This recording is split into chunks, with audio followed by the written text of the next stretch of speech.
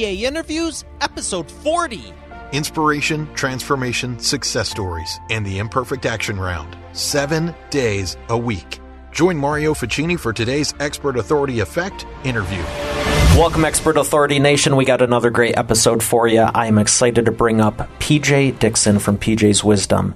Have you ever felt like you're alone? Have you ever felt like you can't do something? Have you ever felt like you have a dream and you want to go after it? Well, P.J. is the epitome of perseverance. I met him a few years ago at a conference, and I'm telling you, I'm very honored and privileged to have him on the show because the way he has inspired me personally, I can't wait for him to inspire you. He has overcome so much, and he's going to share his story, and he has such a heart, and he is so relationship focused. He is so heart-centric focused, and he's a really cool guy. I'll bring him up right after we thank our sponsor. How would you like to grow your wealth easier than you think with the change you probably don't notice anyhow automatically? That's why I started the Compounding Interest Snowball Investing with Acorns and advise you do too. Get started simply and easily today at eainterviews.com/acorns. PJ, it is great to have you here. How are you feeling today? Fantastic, brother. Super duper glad to be on the Expert Authority Effect interviews. Outstanding. And it's really good to be in your presence again. I miss being with you in person. As do I. We had some great times, didn't we? Absolutely. You had a powerful impact on me right from the very first time I met you. You were just a class act all the way through.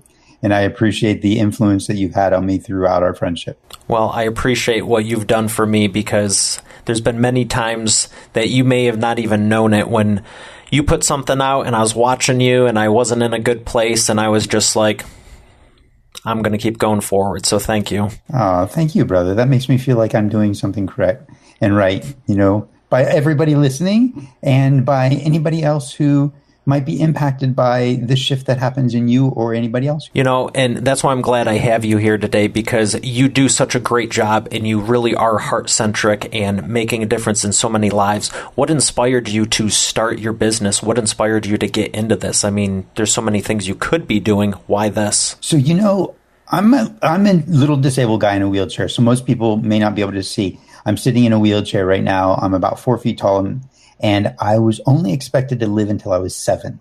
And this year I turned 50. So I've lived 43 years longer than I was supposed to. So I figure either I've got something amazing to do or God's pissed and I have some karma to work off, which is probably the case. I'm probably in a little bit of trouble.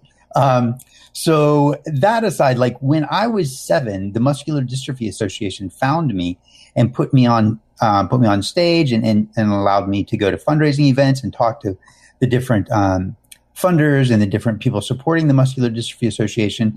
And so I literally was raised on television and raised on stage and raised in front of boardrooms and raised at fundraising events and raised on radio programs. And so I was constantly, probably 3 times a month, I was out speaking somewhere at least. And so that was a great way for me to live. And then as I grew up into an adult, I wanted to speak, but nobody ever said, hey, do you know that you can do this professionally? And I didn't know that I could do I knew that I could do it professionally. I just didn't know how. So I never took any effort until you and I met at a Nick Unsworth event.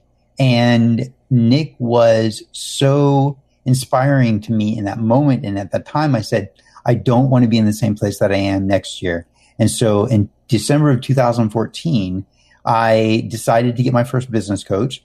And, now I speak professionally and now I do international coaching. And that was it. I just decided I don't want to still be working for somebody else. I want to be doing my own thing. And within about 5 months, exactly 5 months, I quit my job and I was out on my own. And dude, I'm in a good place, man. I'm also shifting my own business. So I got to a point where I was doing so much coaching that I had sort of moved away from the speaking. And now I've shifted, even in the past couple of weeks, to go back to speaking. Because that's where my real love is. When I get on stage, Mario, it's like I can breathe again. I feel like I literally get on stage. I remember being on the Thrive stage and Thrive, Make Money Matter stage. And I stepped out on stage and I took this deep breath. And it was like my mind said, I'm home again. And this is where I belong. I felt like I could breathe. I belong on stage. And that is where I feel the most alive, the most vibrant, the most energetic. So again, this is a form of a stage for me. So I'm super excited to be here and honored to be invited by you because I think so much of you. Well, I appreciate that sincerely, but the honor is mine because I know you could be speaking anywhere you want. It's so inspiring to have you. Thank you for coming on. This is where I want to be right now, so we're perfect. So you started your business and you didn't want to work for someone. How did you get into international coaching and helping people how you do? So the thing is that I have my whole life, since I've been a motivational speaker my whole life, like literally since the age of 7, I've been speaking. And people have always come to me. So they've always searched, and it didn't have to be people younger than me. It didn't have to be people my age. Sometimes adults were talking to me when I was like 12 years old and telling me what was going on in their life. And I would offer perspective and suggestions. And I distinctly remember being in Vegas one time having a conversation with somebody. And I forget how old I was. I was fairly young. I think maybe 17 or 19, something like that. I was fairly young. And I remember these people that were probably 35 or 45 years old saying to me, wow, I'd never thought about it like that. That's an amazing perspective. Thank you. So I've always been there. Like my heart has always wanted to share and help people be happier and find love and be in love, not necessarily in love with other people, but just in love. And so when I went to Nick, again, shout out to Nick Unsworth for, helping me to see that I could actually do it. And I went to Nick and he said, okay, well, what do you want to do? And at that time, I thought I wanted to be a spiritual teacher. And I still feel like I really am a spiritual teacher. The thing is that I didn't know how to explain what I wanted to do. I was like, I want to talk about love. Like I didn't know that I wanted to be on stage. I mean, I did know that I wanted to speak, but I was seeing myself like in that spiritual guru perspective. And so when I was talking to Nick and I wasn't super clear, he said to me, I've got it. Can you help women get engaged in a year? And I was like, yeah, I've helped lots of people find their partner. Absolutely. And as an entrepreneur, that's what you say yes and then you figure it out, right? So I said yes to coaching and I was like, I don't know exactly what I'm going to do for the first 4 months that I trained with Nick. And the first 2 or 3 times that I went to see Nick in San Diego, there were I would spend weekends with him and he would talk and teach and his staff would talk and teach and the other people in the mastermind would talk and teach. And I couldn't understand anything. I didn't know what they were saying. They're talking about funnels and lead pages and landing pages. And I was like, I don't know what any of this is. So I was completely in the dark. But Nick said, he was like, can you coach? And I was like, yeah, I mean, this is what I've been doing. I didn't even know that there was a coaching world out there. I had no clue there was a coaching world until I met Nick. And all of a sudden I realized that coaches are really supporting all industries all over the world. It's absolutely fascinating. And I just took to it like a fish in water. It was just super duper easy for me to sit and listen and find out and listen with more than just my ears. I would listen with my heart. You can even hear the tone of my voice change right now because I'm dropping into my heart. And when I drop into my heart, I'm listening with significantly more than just my ears. And when I listen with more than my ears, the wisdom comes through me and helps me to help people identify where their obstacles and their blocks are and how to get past that. So I often will say, hold on, I'll close my eyes and I'll get quiet and I'll say, hold on one sec. I want it to come through me, not from me. And so then I'll get quiet and I'll feel and I'll see and I'll just have a knowing. And then I'll speak the knowing. I'll just trust that knowing. So I still am a spiritual teacher in a manner of speaking. But even as recently as the past couple of weeks, I was like, I love coaching and I'm going to continue to coach, but I don't want to coach as my primary income. Like I want to coach because I love to coach. So even in the past couple of weeks, I was like, I want to speak. This is where I need to go back to. When I was on that stage at Thrive, Make Money Matter, everything changed for me because I was like, this is where I belong. I missed stage and I didn't realize how much I had missed being on big stages. So for me, like it was literally the conversation I had with Nick and he was supposed to work with me for 4 hours. It's like 4 hours and 45 minutes. And that's when he got that download. He's like, oh, what if you do this? And I was like, yes, I could do that. So, I mean, that's how it happened. And look, as a human being, as a business owner, as an entrepreneur, just as a simple human being, we're going to evolve. So what you decide and choose right now doesn't mean it has to be forever and ever. Amen. It could change in 2 months or 3 months or 6 months or 6 years, right? What matters is, are you listening to what's in your heart and your soul and your mind and your body right now? And in that moment, I was listening to what worked for me in that moment. And now I'm listening to this shift that says, it's time for you to be on stages again. And it's time for you to be doing your own events again. And it's time for your events to be international. And I'm like, okay, great. I'm ready. Let's take that next step. Will I stop coaching? No, I love it. I want to help one-on-one. But I also recognize that I'm built for bigger and I'm built for more. And it's really important for me that my messages are shared globally and not just with one person. I feel like I want to just shut this off and sit back and be like, keep going and take some notes myself. That's powerful. Thank you. I can. Dude, just set me free. Let the leash go, and I can lead and run this interview, this conversation, because that's what I do. I'm born to talk. I'm born to share what's coming through me. I'm born to share what wisdom is there and present for the listeners. So many people live in fear. So many people live in scarcity. And I'm not above that. I experience fear and scarcity sometimes too. But the difference is I'm not paralyzed by it, right? So many people don't know what to do when they get stuck in I don't know how and I don't know what. And I don't know where, and I don't know, and I don't know, and I don't know. And I'm afraid, and I'm nervous, and I'm worried, and what about? Take action.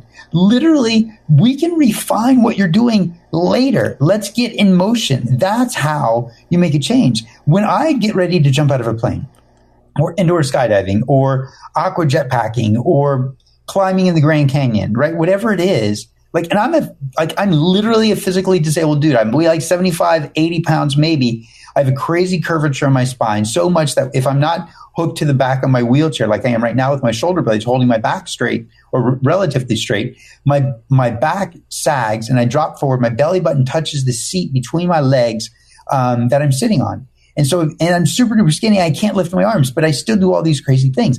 Why? Because I want to live. I want to be vibrant. I believe that we are born to enjoy our lives, to smell the smells, to smell the flowers, right? To taste the amazing flavors, to see the beautiful sights, to be inspired, to have tingles up our spine, to have that opportunity to be excited about something, to be sentimental, to cry with a friend, right? We're here to experience life in its juicy deliciousness.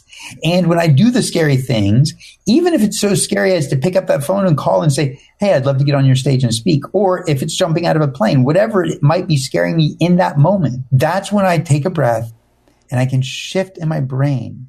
I literally can shift in my brain the fear. I will move it to another part of my brain. I will compartmentalize it. I will basically quarantine it so that I can think and act and move and take action despite that little bit of fear that was in the way before, because now it's not in the way. And I mean, there's all kinds of techniques that I use, right? For example, this is a fun technique that I just taught one of my clients recently. If you let's say that there's a gentleman who is in a restaurant and he sees this attractive woman across the way and he wants to speak to her, but there's a little bit of blonde or brunette. Ha ha ha. Whichever you prefer, my friend. How about Asian? So all of a sudden there's this feeling inside of them, right? And there's a little bit of confusion. They're excited. They're nervous. They want to talk to that person. There's a sense of confidence. There's a sense of fear. There's a sense of worry. So I say, just like if you've got a handful of dice, throw out on the table in front of, in your own mind, right? Throw out on the table all of the emotions that you have.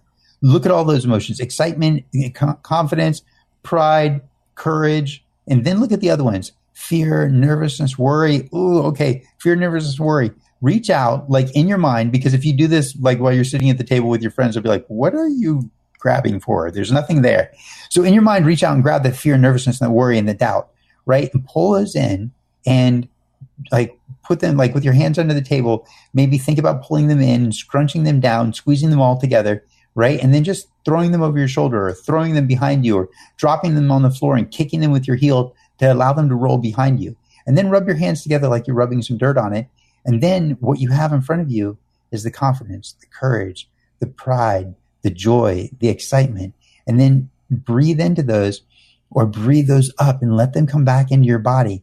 and stand up with that confidence and that joy and that pride and that excitement and walk over and talk to that girl. Don't wait. There's something I teach called power, decision, action, right? Power, decision, action. So get in power, get in your power, because no good decision has ever been made from a state of disempowerment. In fact, when people are disempowered, they don't feel like they can make a decision. They're like, oh, I don't know. What should I do? Should I do this? They ask for all kinds of help. So when we get in that state of power, and that power can be alignment, that power can be just like, I'm just coming out of meditation. That power can be, I just came out of the gym and I feel, pumped up. That power can be confidence. That power can be a stillness. And then immediately when you say, okay, what do I want to do? What's the next action? What decision do I need to make? What is the next thing on my list? You'll hear it. You'll feel it. You'll know it. You'll see it. Right? The moment there's that knowing inside of you, get up and immediately take action. Don't wait for the moment the decision was made. So in the case of that gentleman looking at that lady across the way in the restaurant, and he sees this lady and he throws out the fear and the worry and the doubt, right? And instead he then breathes in the confidence and the courage and the excitement and the joy and the enthusiasm. And then he stands up after he breathes it in. All right. He stands up. And then he walks over there. That almost never happens. First of all, right? And I know this is more of a business thing, but I'm just using a technique to talk about how we get over fear, right? A strategy that I use with my clients and with myself, right? So immediately take that action. And what happens is when people are that level of confident, when people go, oh, you're attractive, or, oh, actually, you're somebody I want to talk to. If they have that level of ability to make a decision decisively, and they get up and walk over there, they're walking over. That decisiveness is the decisiveness of a confident person. And so when you move with that level of confidence, because you've kicked or thrown out all of that fear, worry, nervousness, and doubt, what's left? Power, enthusiasm, confidence, excitement, joy, presence, right? This is so important. There's a difference between being present. Being present is limiting, but being in the presence is liberating. So if you're present, you're aware of your five senses and the emotions that might be inside of you. And even more senses, depending on how you want to break that down, because some people would consider temperature recognition as a different sense also. So being present, you're limited by those senses. But when you're in the presence, there's an awareness, there's a confidence, there's an energy, there's a love, there's a joy, there's a connection, there's a relevance, there's an awareness of the unity and the oneness. And so when you move with this power, moving with this power changes everything. Einstein said this. Einstein said, nothing changes until something moves. Nothing changes until something moves. And he's absolutely right from the physical world, but I like to come from the spiritual world. And I like to say nothing changes until you become still. Deeply and profoundly still. And then, Mario, everything changes. Why? Because the fear is not there anymore. The stillness is there, and in the stillness is confidence. In the stillness, there is no fear. In the stillness, there is awareness. In the stillness, there's unity and oneness, not separation. Fear capitalizes on our awareness of separation. Love unifies and creates an awareness of oneness. In fact, my definition of love is the willing exchange of oneself for oneness. The willing exchange of oneself for oneness. Wow, that's powerful. And I want you to not elaborate. I think the word would be expand, because yes. When you were saying breathe, I think that's a magical word. Not enough people do it. Not enough people do it right. And very few people...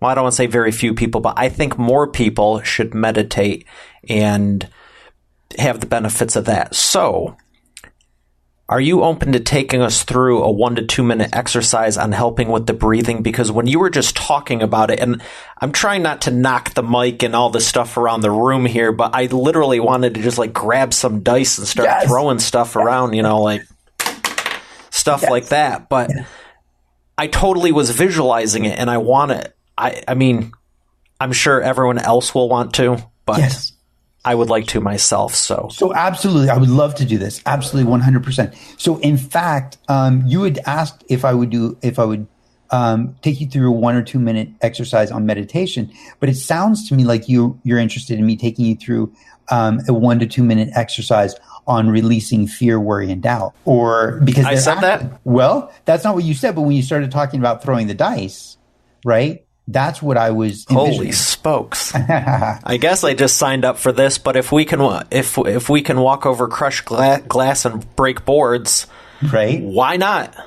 Well, I mean, it's super simple. Like I'll take you through both. I'll combine them. How about that? Sounds good. Okay. Identify. Well, just begin to breathe. Let's start here. Breathe in through your nose and then pause for a brief moment and then exhale. And as you exhale, allow your exhalation to be longer and slower than your inhalation and allow it to be a complete exhalation. So you exhale all of the air, pause briefly, then inhale again through your nose, pausing briefly again and exhaling that longer exhalation, preferably through your mouth, but through your nose is fine. Exhaling a little bit longer and then pause and then follow that rhythm. It's the rhythm and the long exhalation that creates this ability for you to be in the presence. So as you breathe in, you pause.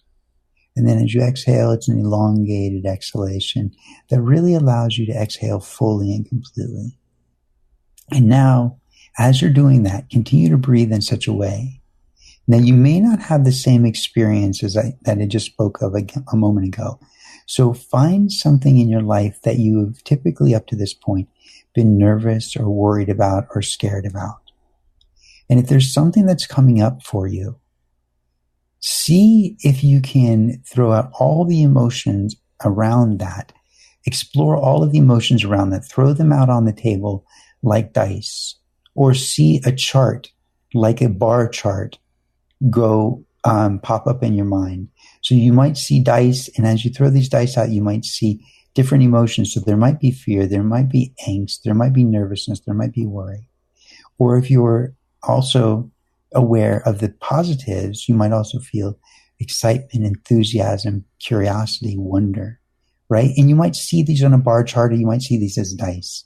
So now reach out physically, actually, since it's just us, physically reach out and grab those dice, or physically reach out and grab. So if you're physically doing it with dice, physically reach out and grab the dice that you no longer want to feel the fear, the worry, the nervousness, the doubt, and start to bring those all together and clump them together as if they're clay, and you can mash them all together. If you're doing it with a bar chart in front of you, reach up on the bar chart with your hands physically and shrink down from top to bottom the bars of fear, nervousness, worry, doubt, any of the negative emotions that you don't want.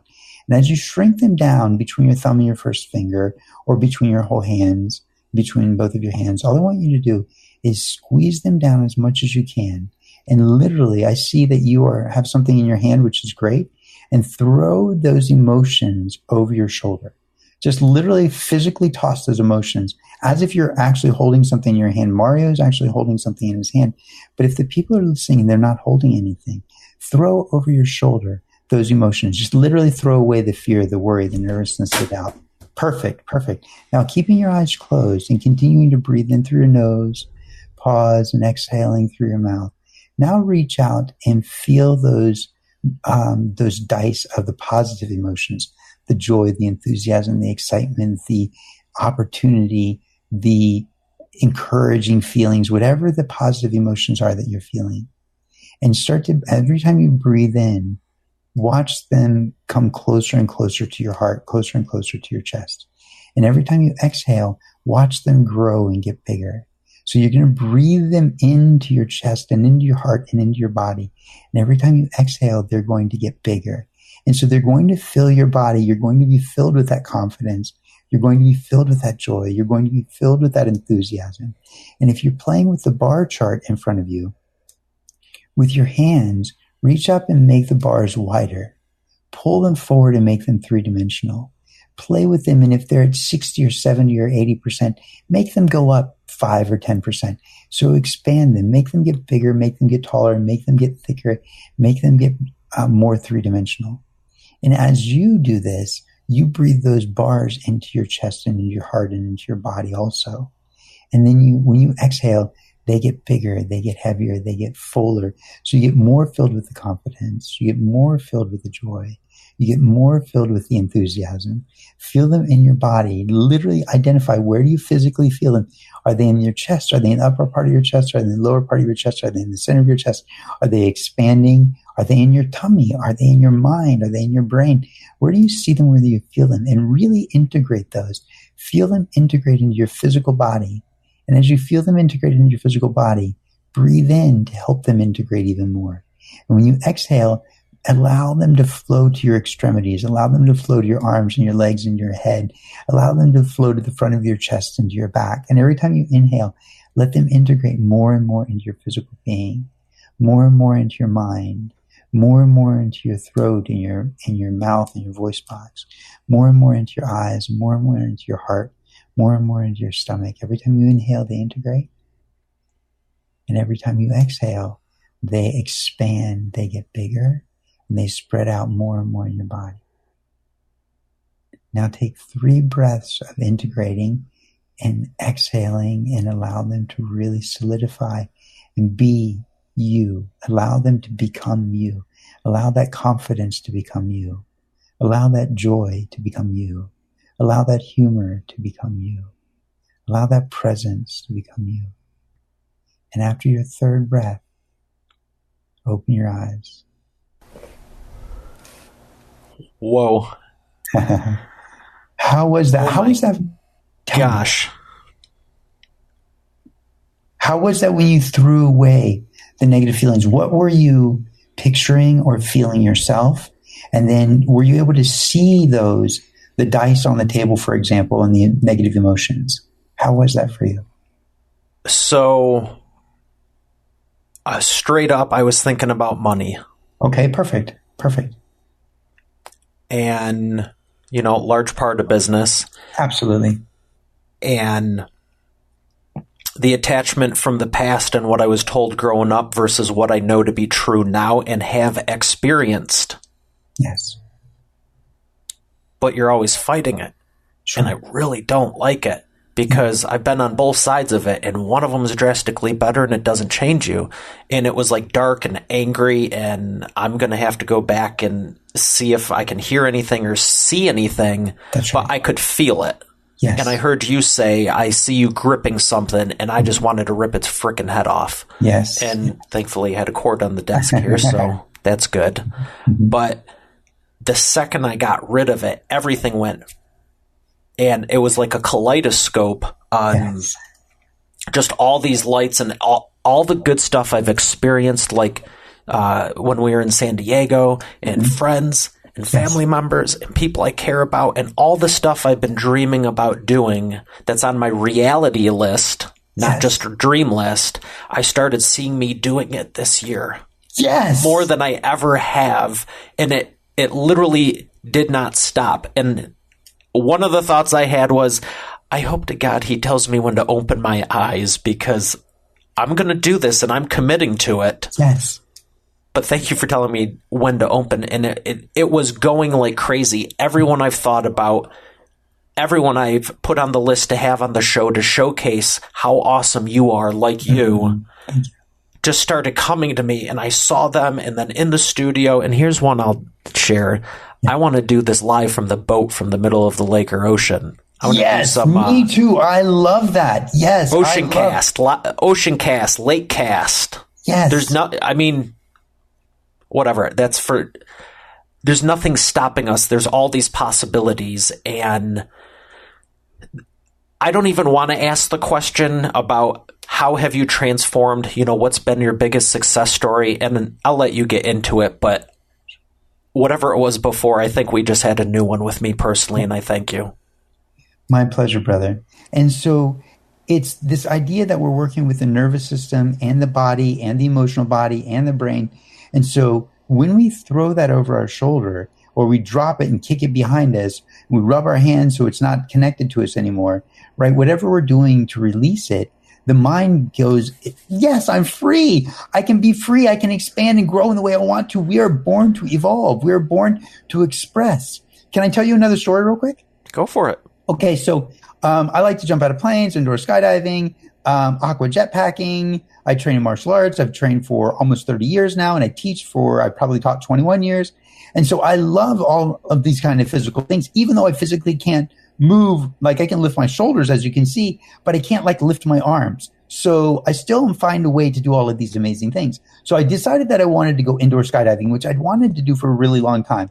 And indoor skydiving, if you don't know, it's a wind tunnel. It's literally like a vertical tube that has 4 plane jet engines above you, and underneath you, like you walk out on a screen, and below you is 25 to 40 feet down that opens up to the outside.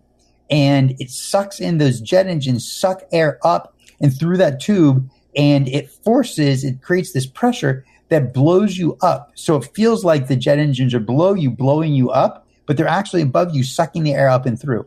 So when these guys brought me in, and picture this, they didn't know what was going to happen with my body, right? So they taped my ankles together. They put like a paper towel tube, like if you unrolled the full paper towel and there's just the cardboard tube in the middle, they put this cardboard tube between my knees and taped that to my knees. So my knees were open. So my ankles are closed. My knees are open. Then they taped my hands, duct tape my hands to my waist. So I look like my hands are on my hips. My elbows are sticking out to the side like chicken wings. Okay. And then they say they're going to walk me in because I've never done indoor skydiving before. And they didn't know what was going to happen to my body because I've got this crazy curvature in my spine. And, so they brought me in and they said, we're going to bring you and we're going to put you face down on the net. And we're going to see what your body does before we let you come up. And I'm like, okay, cool. No worries. This sounds great. So as they walk me in, everything is fine. And then when they put me down on the net, I can't breathe. I can't exhale because the air that's coming in is coming in with such a velocity and such intensity that I can't exhale. And I've jumped out of planes before, so I know that I can breathe in that particular case, but I couldn't breathe now. I didn't know, Mario, that you can suffocate if you can't exhale. And so this is really important for people to recognize that you can suffocate when you can't exhale, when you can't express yourself.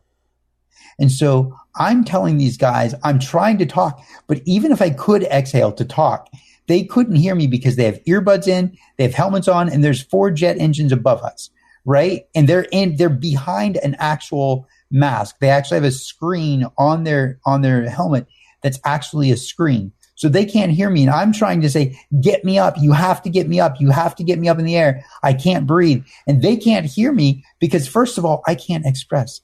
I can't let nothing is coming out. So there's no voice. I'm just saying, right? And they're like, what? And I'm like, they can't. If you're like just listening to this audio, I'm mouthing the words, get me up, meaning you have to get me off this net. You have to get me in the air again, like you had me when you carried me in, because I could breathe like that. And I was literally starting to black out just at the moment they started to lift me. And as they started to lift me, I was able to breathe again. It was as if the door, the entryway, let out just enough pressure that I was able to move. So listen, this is the important point of the story. The moment that I was able to express, then I was able to breathe, and I was able to fly. The moment that the pressure was released, right? And so we live by so much pressure, so much obligation, so much requirement, so much debt, so much have to. And when we live by that, it's as if we're being pushed on and we can't express who we are naturally. So the moment I was lifted up and there was that little bit of space that was created, all of a sudden I could exhale. All of a sudden I could breathe. All of a sudden I could express. And the moment that I could exhale and they lifted me up and I could exhale, I was also able to fly. It's the same way with each and every person out there that might be listening to this. If you are living in a state, in a presence, in a place in your life right now where you feel crushing debt, where you feel obligation, where you feel like other people have control of your life, you can't express, or at least you believe that you can't express.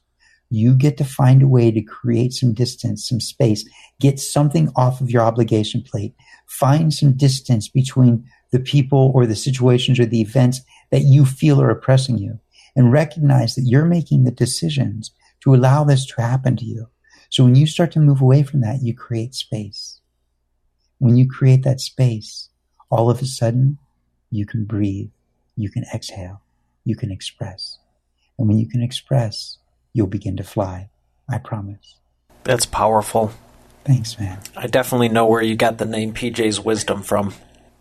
I didn't come up with it. I was with a bunch of my friends and they're like helping me build my website years ago, like 2005.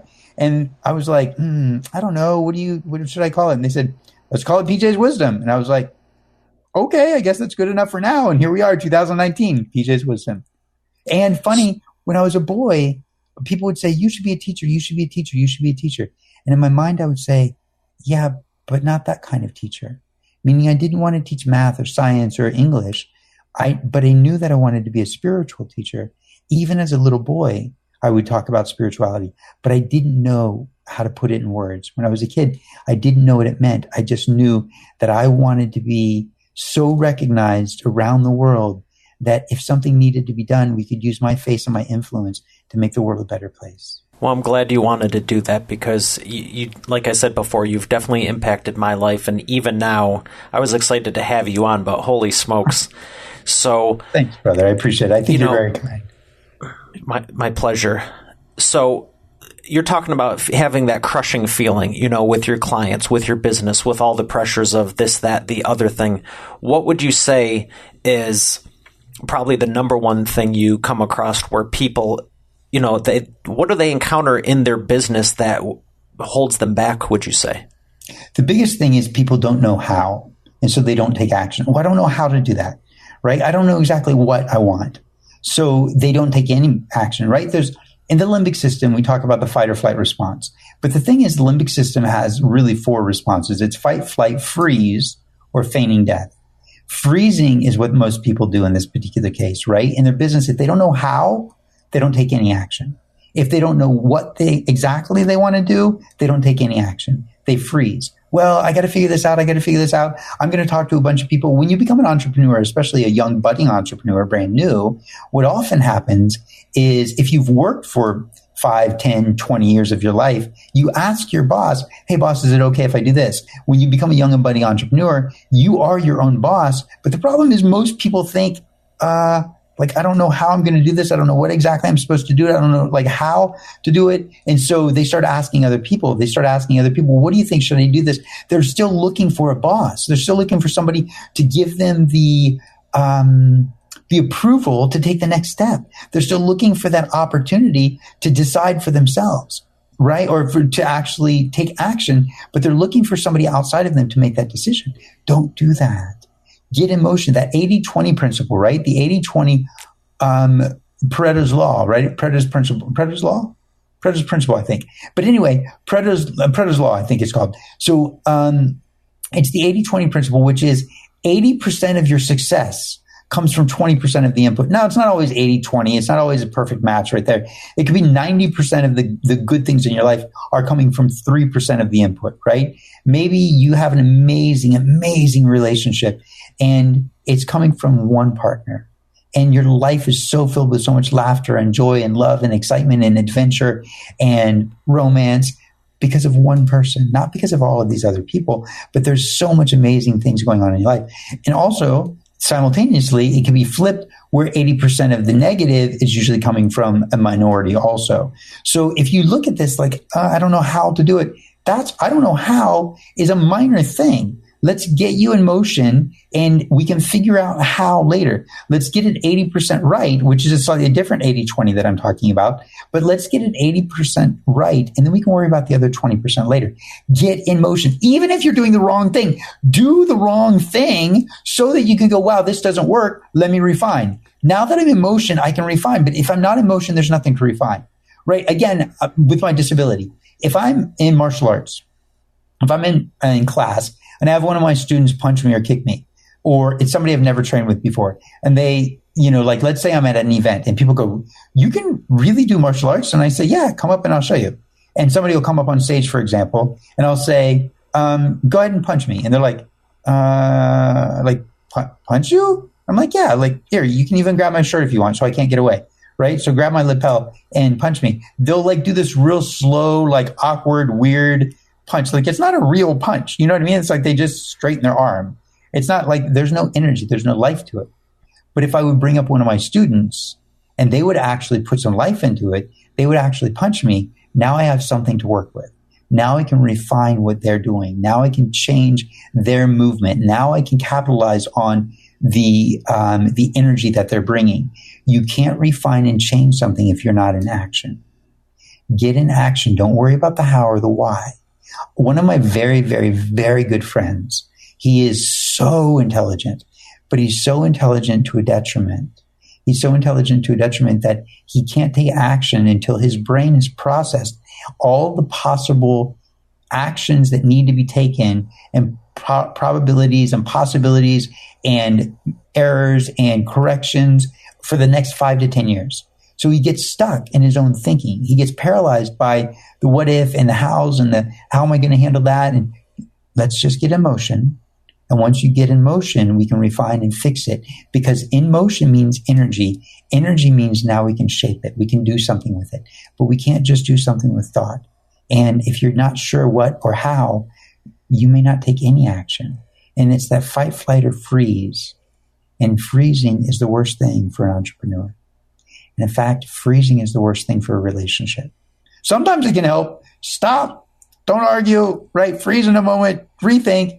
But usually freezing is only because there's danger. If you look at that little bunny, watch any nature show, right? And you see a little tiny bunny chewing the grass or whatever. And then all of a sudden, you know, the nature narrator, he's like, and along comes a bobcat. And the little jackrabbit does not know the bobcat is sneaking up on it. And then notice how the rabbit sees the bobcat and stops moving, right? So all of a sudden the rabbit goes, freeze.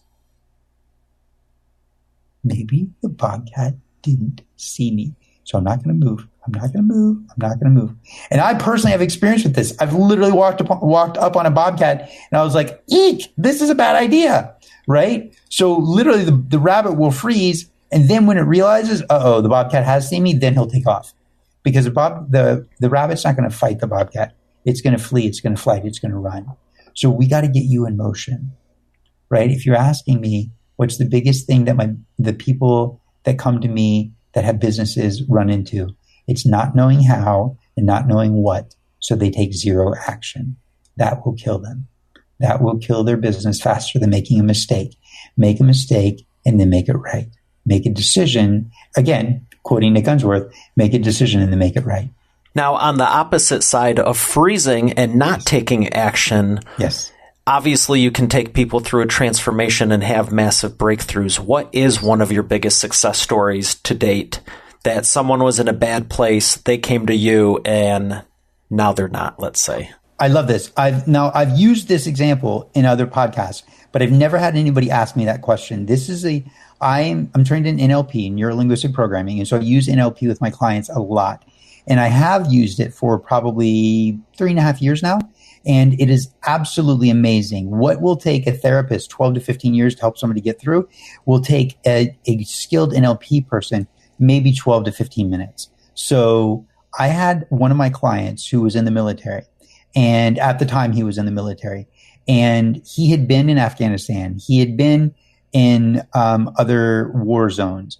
And he happened to be out at this point in time when I had him, he was in the reserves. So he had gone to his 2-week summer activity and summer deployment, and he was there and he was watching the guys leave their weapons on the ground and not do what he was telling them to do. And he started to like have flashbacks, which he hadn't had in a really long time, of being in the war zone. And he's like, and he couldn't discipline them for whatever reason.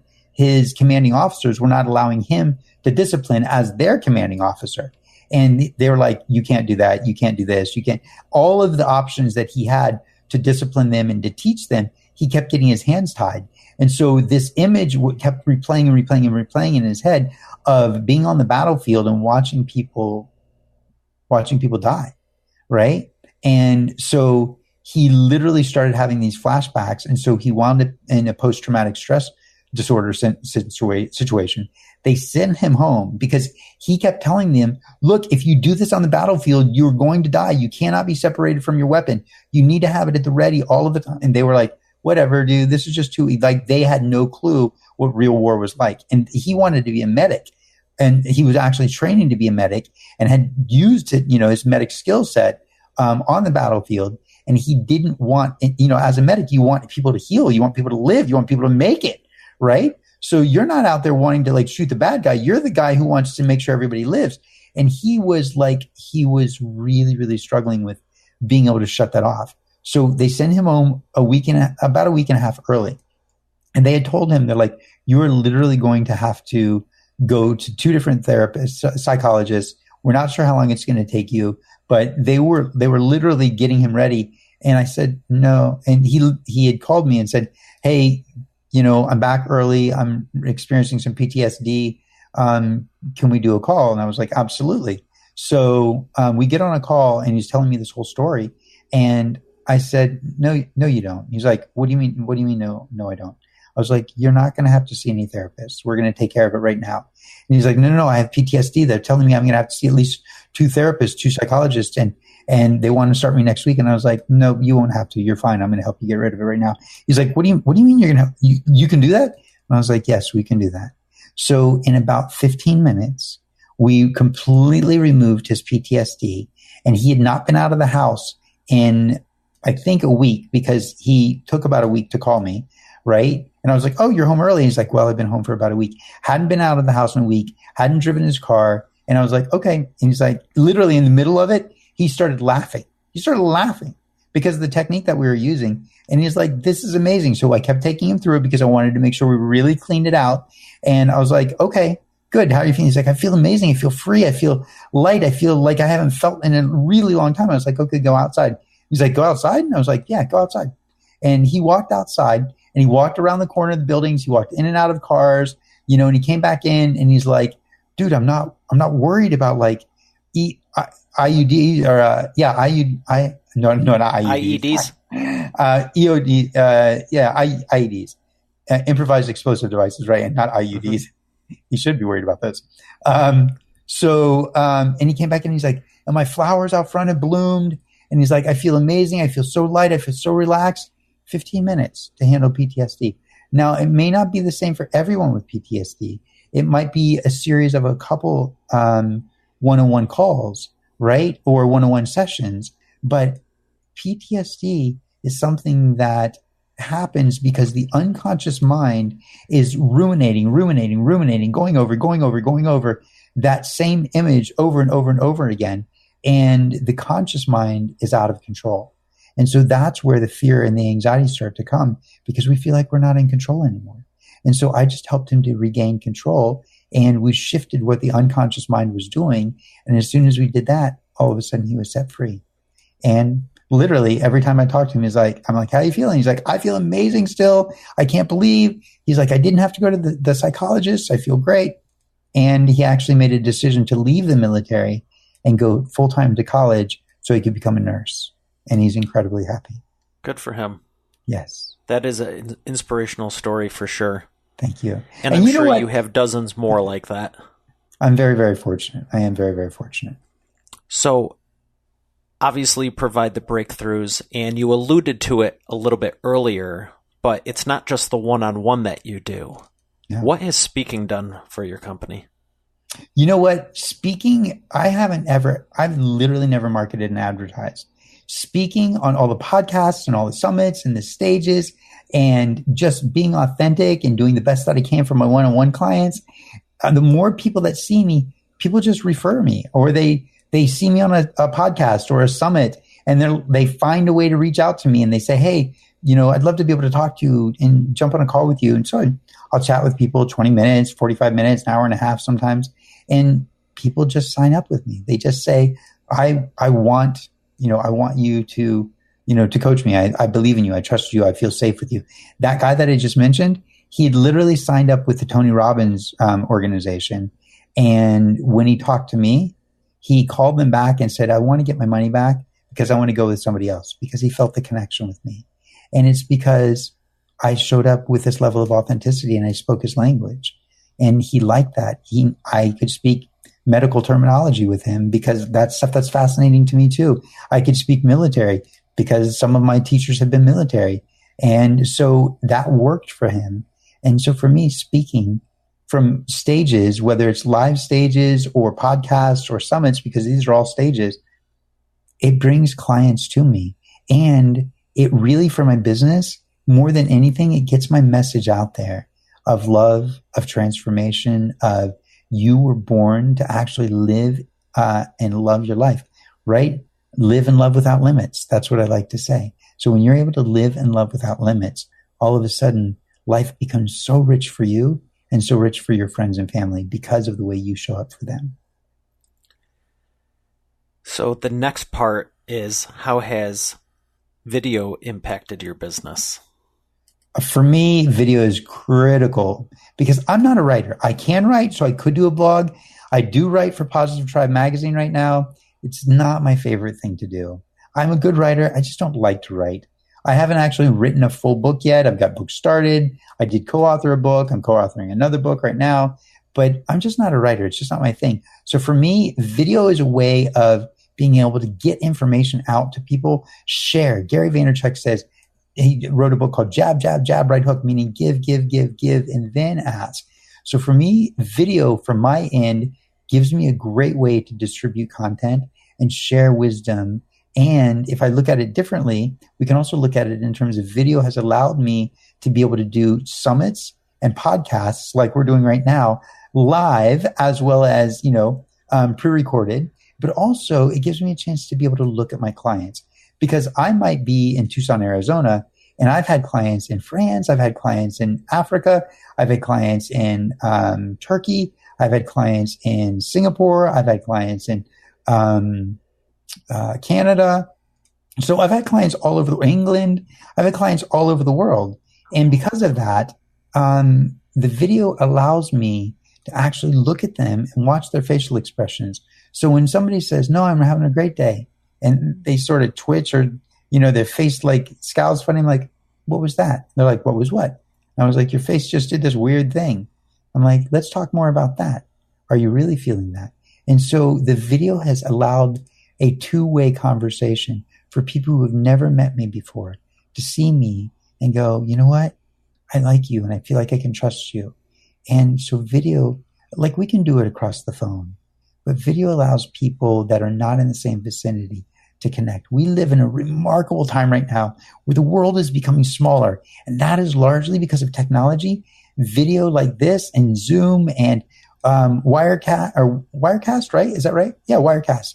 And video like Wirecast and Skype. These are things that allow us to really connect with other people around the world. And when we are able to connect with those people around the world, the beautiful thing is the world gets smaller.